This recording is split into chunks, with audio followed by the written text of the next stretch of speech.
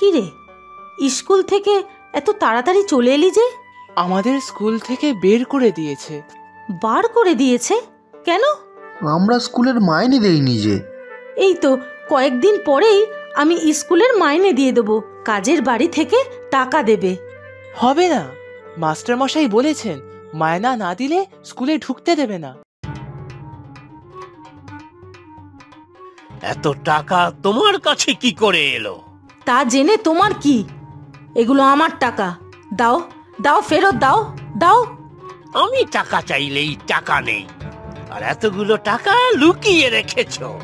এবার এই টাকাগুলো আমার আমার তোমার পায়ে পড়ি, এইগুলো দিয়ে দাও। এইগুলো ছেলেদের স্কুলের টাকা।